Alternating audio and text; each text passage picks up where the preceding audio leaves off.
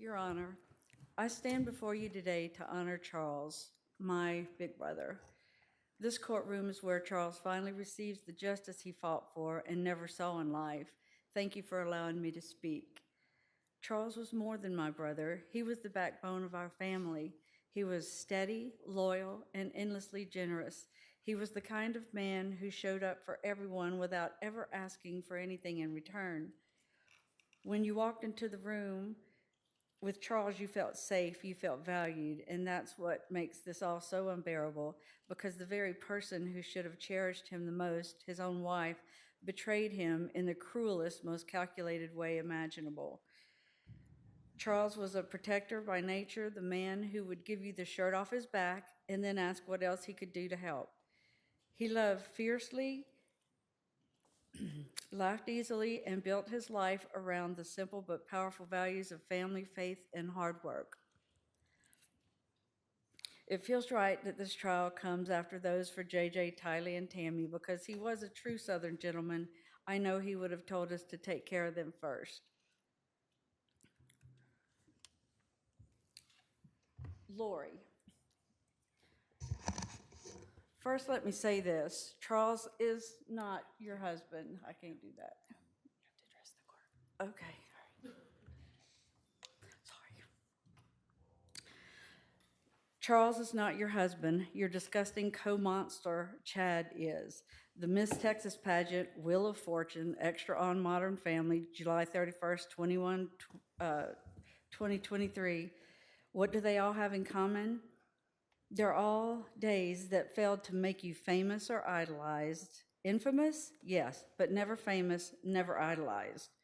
You spent your entire life chasing cameras, applause, and validation like oxygen, but here you are, exposed, convicted, stripped of the lies you wrapped yourself in. All your interviews, all your attempts to manipulate, triangulate, and control the narrative, even the one released just last night, have failed. The world sees what I saw in 2019 when you abandoned Charles, Colby, Tylee, and JJ to chase that grotesque shadow of a man, Chad Daybell. You call yourself a mother, a wife, a woman of God. You are none of these things. You are a liar, a fraud, and a murderer.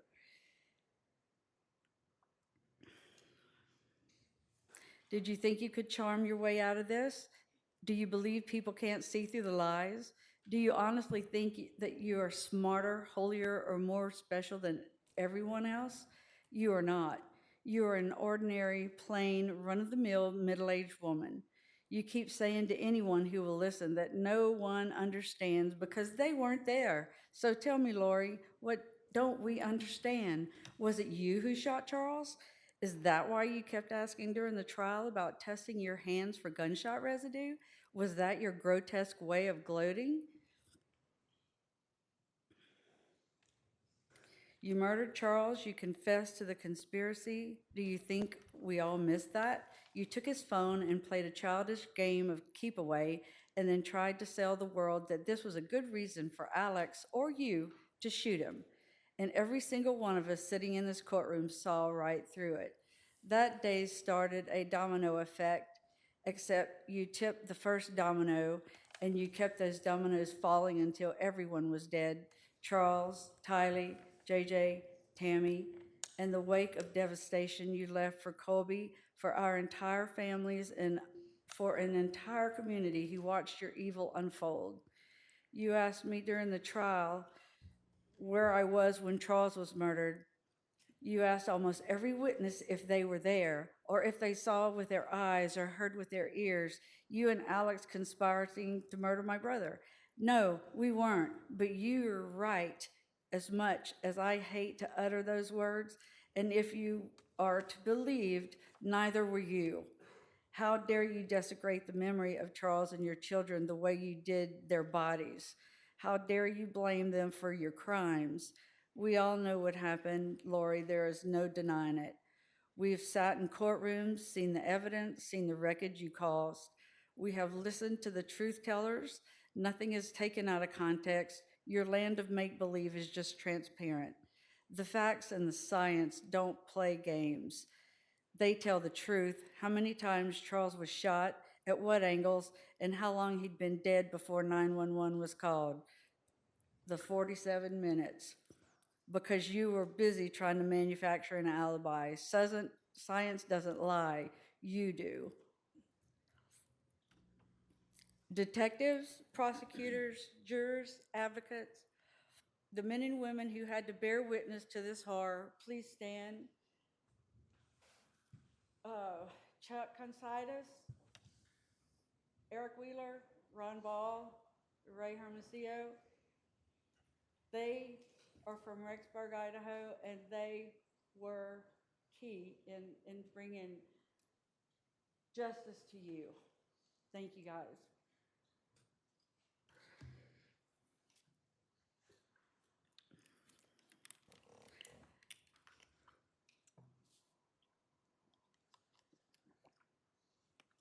These individuals bear the weight of directly confronting your actions.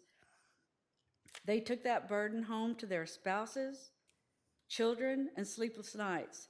They endured tragedy.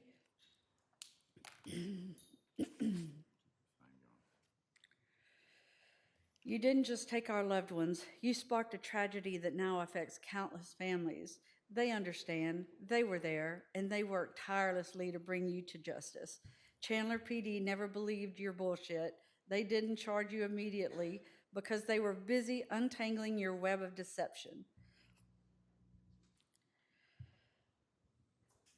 So you can continue making claims that no one understands because we weren't there. But make no mistake, we stand perfectly. We understand premeditation. We understand conspiracy. We understand fraud, insurance policies, and false alibis. We understand how long bodies lay in the ground while you danced, vacationed, and manipulated for attention. We understand the cost, emotional, financial, spiritual, that all of us have paid to clean up the wreckage of your delusion. Therapy, lost work, trauma, panic attacks, courtrooms and funerals, ashes and empty chairs. You are so selfish, so pathologically self-centered that you can't even see the shockwaves you created in every life around you. Webster's dictionary defines tragedy as a disastrous event. What happened to my family is precisely that, a series of disastrous events, each one engineered by you. You and Chad built a religion of narcissism, two people drunk on the fantasy of being special, chosen, above the law, above humanity itself. You labeled people as dark to justify murder. You wrapped evil in scripture and called it faith. You and Chad murdered your children and spouses and then hid behind a veil of lies. You are not exalted. You are not translated. You are a manipulator, a parasite, and a coward. You have no remorse. Your deflection is disgusting. Your interviews are manipulative. Your faith is counterfeit. You still talk as if you're somehow misunderstood. No, wrong. You're fully understood. We see who you are, a manipulator, a liar, and a destroyer. And the worst thing is, Charles loved you. He protected you, and you repaid him with betrayal and bullets. You left him dead on the floor and then went shopping for flip-flops and a new life with your apocalyptic con man. You tried to erase him, stealing his phone, twisting the narrative, and lying to anyone who would listen. But the truth doesn't lie, Lori, and now the truth has destroyed you. Lori, you have noticed this courtroom is full. It's not because people admire you. It's not because they see instrument in God's hands. It's because you're a sideshow freak, a murderous carnival act. People come to gawk at the monster who thinks she's divine. They don't come to honor you. They come to witness the wreckage of your delusion and to see justice crush it. You've always wanted an audience, but this audience isn't here to adore you. They are here to watch you fall, to watch you stripped of the spotlight you crave, to see your false crown ripped away. You are not a goddess. You are not chosen. You are not powerful. You just thought you could play God and win. The only legacy you leave is this: you will be remembered not as an instrument of God, but as a pitiful, cautionary tale of evil and narcissism. Your life will end behind concrete and steel while the world outside remembers JJ's smile, Tylee's strength, Charles's kindness, and Tammy's light. You will be forgotten, except as the sideshow act you've made of yourself, a monster who wanted to be worshipped, but who will only ever be pitied. But the legacy of Charles, JJ, Tylee, and Tammy is here in this courtroom, a new type of family built on love. Colby and his family, Tammy's family, the men and women who battled evil, all of us united because, as Charles said, love always wins. Finally, I want to say this. You once claimed that no one could judge you because they weren't there. Today, everyone is here. The court is here, justice is here, and now judgment has arrived. May this sentence be as permanent as the graves you filled.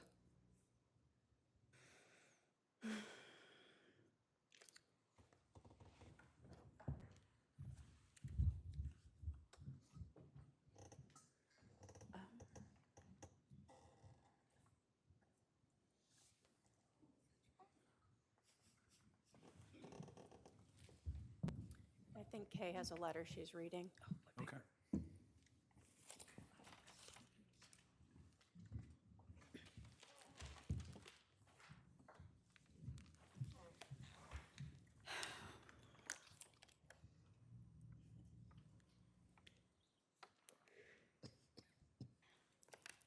Hi, Judge Boreski. My name is JJ Vallow. I can't be here today to read this letter because I am dead. I was murdered by the defendant, Lori Daybell, or as I used to call her, Mom. See, there are a whole lot of tragedies that have happened to my family, and all of them are the result of my mom's actions. See, my daddy was the first of the dominoes to fall. The day he was murdered, everything good in my world started to crumble. Actually, that's not true. It started before then. It started when she met her co-conspirator, Chad. She abandoned me for 72 days in early 2019. My daddy, Charles, was there for every bit of it. He tried so hard to keep me on my schedule. See, I have autism, and that isn't a bad thing. It just means that I needed extra attention and routines because my brain and my body had more energy than you could ever imagine. To help you understand, it might help to tell you about myself. I went to a really cool school and special school called Lawrence Academy. It's Lawrence Institute for Education. And I loved it. I loved my teachers and my classmates. They understood me so well, and I just thrived there. I was able to go to that school because my dad worked so hard and provided me a special education because I am a special boy. I had a best four-legged friend ever, Bailey, my service dog. Bailey went everywhere with me and kept me calm and safe. I loved Bailey so much, but Lori got rid of Bailey after my dad was murdered, but before she murdered me and Tylee. See, my world crumbled without my dad.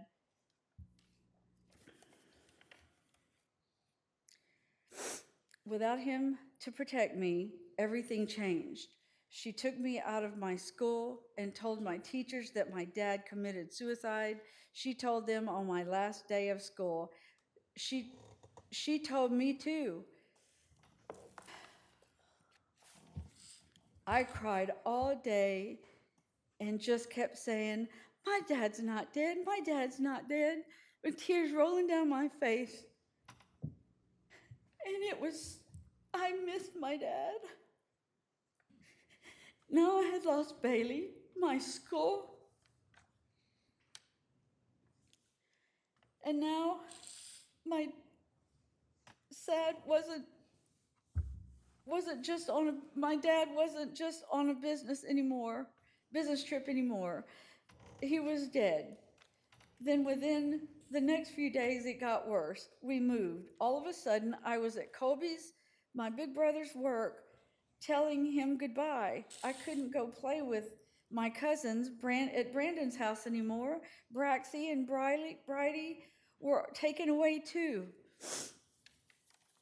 My aunts, uncles, brothers, grandparents, teachers, friends at school, my mama and papa, and Ashlyn, and everything that I knew was gone, all because my dad couldn't protect me anymore. He was my best friend. I loved my dad more than I can ever explain. Lori caused the next tragedy in my family, too, the next domino to fall. There was one thing I had left, was my big sister, Tylee. She murdered her, too. She murdered her on September 8th of 2019, just 59 days after my dad was murdered.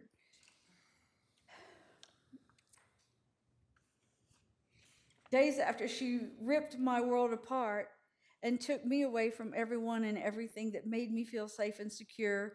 Then on September 23rd, 2019, she murdered me. Lori took my dad away. She took away the best man, the protector of me and Tylee. I am dead because she killed him. He never would have let her hurt me, and I know he died protecting me. He took 6 years for me to be able to have a voice, to be here to say what the death of my dad did to me. I am not a domino that fell in her life. I am Joshua Jackson Vallow. I am the son of Charles Vallow. I should be 13 years old now, but I'm forever 7. The impact of my father's death was my murder. And Judge, it is 13 years today that JJ's adoption was finalized, and they moved him immediately right away to Hawaii. And I hope you remember that. I trusted you!